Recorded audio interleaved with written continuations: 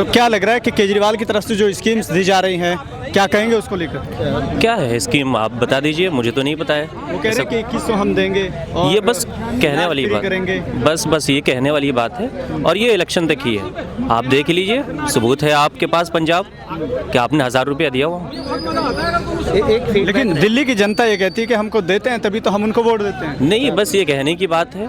और अगर देते हैं, ठीक है, तो वो सबको देते हैं, लेकिन हमारे साथ इंसाफ क्या है? हम मुसलमानों के लिए उनका इंसाफ क्या है? क्या यही कि अगर किसी पे कोई परेशानी आ रही है तो आप डायरेक्ट सज़ा देने का ऐलान कर देते हैं, और वो भी डबल।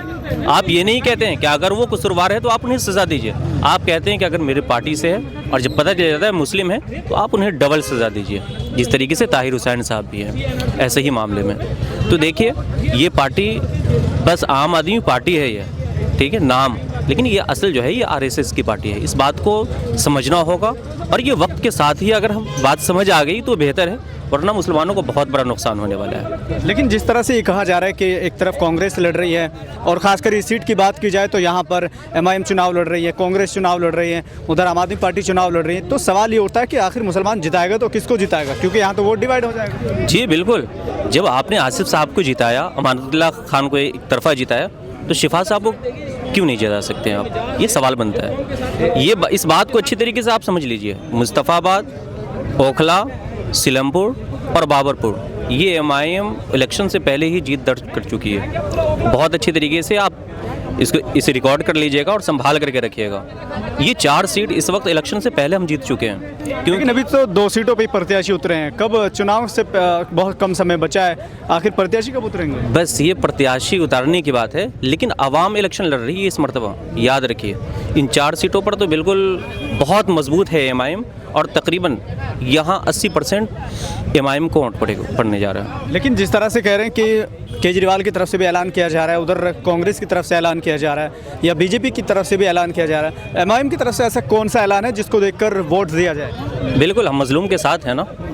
सबसे बड़ी लड़ाई और इंसाफ तो यही है कि हम मजलूम के साथ हैं। इससे अगर बेहतर कोई तोहफ़ा है तो आप बिल्कुल जाइए, आप दूसरी तरफ, आपका वोट है, आपका हक है, आप इस्तेमाल कीजिए जिस तरफ करना है। लेकिन अगर आप किसी मजलूम के साथ हैं, किसी को हक दिलाना चाह रहे हैं, वाकई आप उनके फैमिली को ये एहसास दिलाना चाह रहे हैं कि एक शिफा गया है अंदर, हम आपके साथ हैं शिफा बन करके, तो सारे लोग एक तरफा वोट करेंगे इंशाल्लाह एमआईएम को। लेकिन जिस तरह से यहाँ पर जनसभा हुई है, कई लोग कह रहे हैं कि ये भीड़ जो आई थी ये वोट में तब्दील नहीं हो पाएगी, क्या कहेंगे? देखिए, ये तो कयास जो है ना उल्टे सीधे लगाए जा सकते हैं, ऐसा कुछ नहीं है।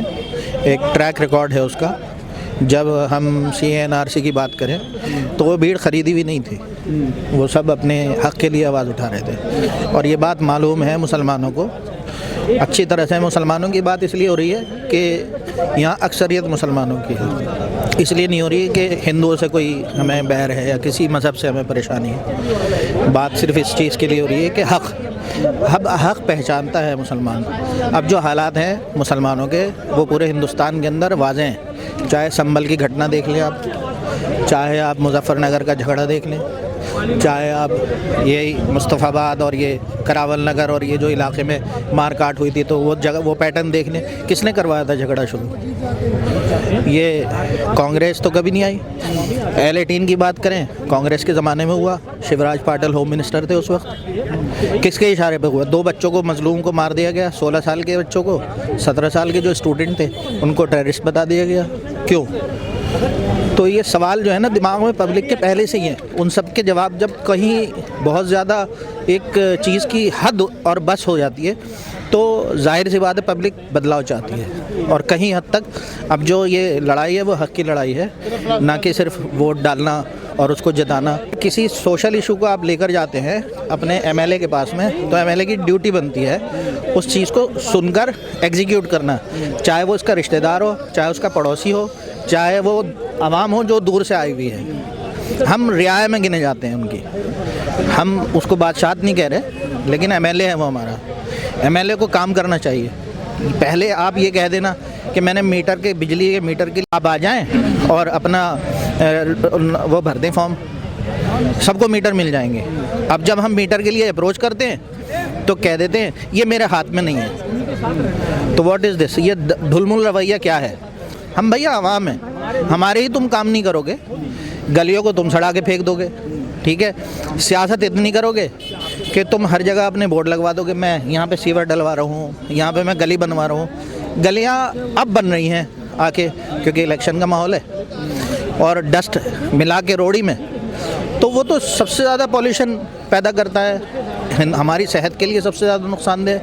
वो डस्ट जो है उड़ती रहती है उसमें, क्योंकि आप राख मिला रहे हो उसके अंदर, ठीक है, ऐश मिला के आप सड़क को कंक्रीट की सड़क बना रहे हैं। वो सूखती है, जितनी ट्रैफिक उसके अंदर चलेगा, जितने लोग पैदल चलेंगे, उसकी फ्रिक्शन से वो डस्ट उड़ेगी लोगों को। और ये पॉल्यूशन कितना देख लें आप, कितना इंडेक्स है। और यहाँ का जो यहाँ की जो आवाम है ना, वो बहुत एजुकेटेड और समझदार है। जितना सब्र और तहम्मुल से ओखला की आवाम ने साथ दिया और जो काम लिया, वो आप कहीं भी देख लें। और हिंदुस्तान का मुसलमान इस वक्त बहुत सब्र के साथ जो है सरकार की हरकतें देख रहा है।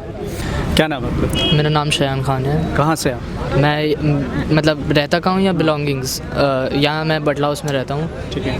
क्या लग रहा है, जैसे इम्तियाज़ जलील साहब यहाँ आए थे, बड़ी भीड़ थी इकट्ठा, क्या वो लगता है आपको कि भीड़ जो है वोट में तब्दील हो पाएगी? इंशाल्लाह ज़रूर तब्दील होगी, और होनी भी चाहिए, क्योंकि जैसे सब ने पॉइंट्स मेंशन करे, मीटर का तो मैं पर्सनल खुद से सफ़र कर रहा हूँ। मेरे फादर मेरी मदर दोनों भाग दौड़ में लगे रहते हैं। एमएलए से रिलेशन होने के बावजूद हमारे फादर मदर को भाग दौड़ करनी पड़ रही है, और वो यही कह रहे हैं हमसे कि ये हमारे हाथ में नहीं है। और अब जैसे इलेक्शन पास में आ रहे हैं तो वो एकदम रेडी होगा कि नहीं हम लगवा के देंगे आपको। तो ये कैसा बिहेवियर है, आप समझ सकते हैं कि ये मतलब वोट का भी वो है, लालच की मुझे वोट मिलेंगे, इससे मैं ये काम एकदम से कर दूँगा। शिफा और रहमान खान से भी हमारा रिलेशन है, लेकिन तब भी हम इधर आए हैं। उधर जाने के बावजूद क्यों आए हैं, सब क्यों आए हैं यहाँ पे? 2100 रुपये यहाँ किसी को नहीं मिल रहे, जहाँ तक मुझे लगता है, जो सब यहाँ आके बात वही। तो आप यहाँ किस लिए आए हैं? मैं तो यहाँ सिर्फ इसलिए आया हूँ कि मतलब इन्हें सपोर्ट दे सकूँ जितना हो सके अपने पॉसिबल। मेरा पॉलिटिक्स में इतना कोई ख़ास वो नहीं है, मेरे फादर काफ़ी अच्छे हैं, वो उसमें पॉलिटिक्स में रह चुके हैं, तो उनसे मैंने इंस्पिरेशन ली। और मैं इधर इसलिए आया ताकि पता चले कि हम यंग लोग भी यहाँ इनके लिए अवेलेबल हैं और इनके लिए रहेंगे, और 5 फरवरी तक हम अपनी जी जान लगा देंगे इन्हें जिताने के लिए। वोट बनी हुआ आपकी? जी, मेरा वोटर आईडी कार्ड अभी आया रिसेंटली, और मैं बताते हुए बहुत खुश हूँ कि मेरा पहला वोट शिवा और रहमान के खाते में जाएगा। क्या बात है। जिस तरह से छवि बनी हुई है, कई लोग कह रहे हैं कि वो दंगाई हैं, और आप ऐसे लोगों का साथ देंगे तो ये देश के लिए अच्छा नहीं है। इस तरह की बातों को लेकर क्या? जी, ट्विटर पे ऐसी मैंने बहुत पोस्ट देखी हैं कि दिल्ली राइट्स के उनके ऊपर केस डाल रखे हैं कि ये दिल्ली राइट्स में। मुझे प्रूफ तो दिखाएं आप कहीं पे भी। वो CA-NRC के लिए बैठे हुए, लिटरली आप उनकी वीडियोस देखिए उस टाइम की। मैं आप शिफा और रहमान सर्च करेंगे ना, उनकी 2020 की वीडियोस आएंगी। अब तो रिसेंट में कुछ आता भी नहीं है, सब भूल चुके हैं उन्हें। लेकिन अब इम्तियाज़ जलील साहब आए हैं, असदुद्दीन ओवैसी साहब आएंगे, लोग अपने व्यूज़ जताएंगे, सपोर्ट करेंगे, इकट्ठा करेंगे, दिखाएंगे और प्रूफ करेंगे। हमारा इन्हें जिताने का मेन मोटिव यही है कि लोगों को दिख सके कि ये इंसान बेकसूर है, ये अपने आप को मतलब हम सब की वजह से गया है, या इनका कोई अपना फ़ायदा नहीं है ये जीत। क्या करते हैं आप? मैं अभी 12th मेरी हो गई, कॉलेज के लिए अप्लाई कर रहा हूँ मैं, और अब इस साल JEE दूंगा, JEE मीन्स। तो ये सब चीज़ें कहाँ से आती है? क्योंकि अभी आपकी पढ़ने की एज है, अभी आप 12th आपने कर ली है, उसके बाद आपको अपने फ्यूचर के बारे में सोचना, कहाँ पॉलिटिक्स के चक्कर में पड़े? फ्यूचर के बारे में ये है कि जिस छत के नीचे मैं पढ़ाई करता हूँ ना, उस छत के नीचे मेरा बिल 12-12 हज़ार का आ रहा है, 15 हज़ार का आ रहा है। ठंड में तो हीटर्स भी नहीं चला पाते, हम नहाने के बाद 5 मिनट यूज़ कर रहा हूँ मैं सर, इतना बुरा हाल है मेरा। लेकिन जैसे केजरीवाल की तरफ से कहा जाता है कि हम लोगों ने मीटर फ्री कर दिया, बिजली फ्री कर दी, पानी फ्री क्यों खड़ा हूँ फिर? आप ये बताइए ना कि ऐसा क्या वो मीटर सब जो दावे किए जा रहे हैं वो एकदम झूठे अगर होते तो मैं फिर ये बात बोलता क्यों? मेरा घर चलिए, आप चेक करिए, कभी भी मैं आपको दिखा दूंगा, मेरे नहीं लगा हुआ मीटर मेरे घर पे। फिर मेरे इतनी परेशानी है मीटर की वजह से कि बिल्डिंग वाले भाग दौड़ कर रहे हैं। मेरी मदर जिनकी कमर में ऑलरेडी पेन है, उन्हें MLA के चक्कर लगाने पड़ रहे हैं रोज़। परेशान है सब बिल्कुल।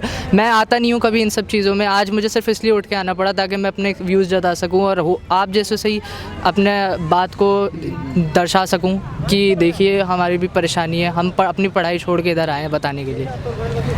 क्या बात है।